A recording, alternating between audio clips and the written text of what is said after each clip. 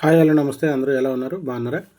ఈరోజు దమ్ బిర్యానీ చేస్తున్నామండి. దమ్ బిర్యానీలో నేను అల్లం వెల్లుల్లి పేస్టు, కారం, మిరియాల పొడి, అలాగే చిల్లీ సాస్, అలాగే గరం మసాలా, ధనియాల పొడి, జీలకర్ర పొడి ఇవన్నీ వేసి దీంట్లో మ్యారినేషన్ చేసి పక్కన పెట్టుకున్నానండి.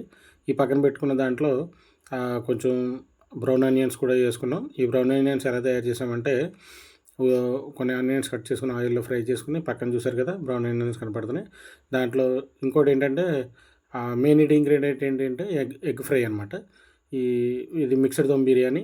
సో దానికోసం అని చెప్పేసి నేను ఇదంతా ఎగ్స్ కూడా రెడీ చేసాం. సో దాన్ని ఎలా చేస్తానో కూడా చూడొచ్చు.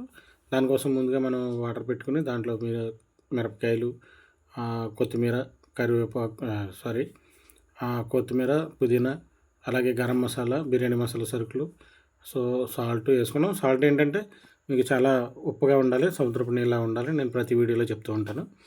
ఇంకా అలాగే ఇప్పుడు చూడండి, 5 కిలోలు రైస్ నానబెట్టుకున్నాను. ఈ నానబెట్టుకున్న రైస్ దీనికి కరెక్ట్గా సరిపోతుందనమాట. ఇదంతా కూడా వేసి బాయిల్ అయిన తర్వాత దాంట్లోకి ఎగ్ ఫ్రై అనుకున్నాం కదా, ఎగ్ అంతా ఫ్రై చేసి ఆయిల్ అంతా తీసేసుకున్న తర్వాత ఈ ఎగ్ ఫ్రైని మనం ఏదైతే దమ్ కోసం మ్యారినేషన్ చేసుకున్నామో ఆ మ్యారినేషన్ చేసుకున్న చికెన్ మీద వేసుకోవాలన్నమాట. ఇది ఇందులో చికెన్ ప్రాన్స్ కలిపి ఉన్నాయి.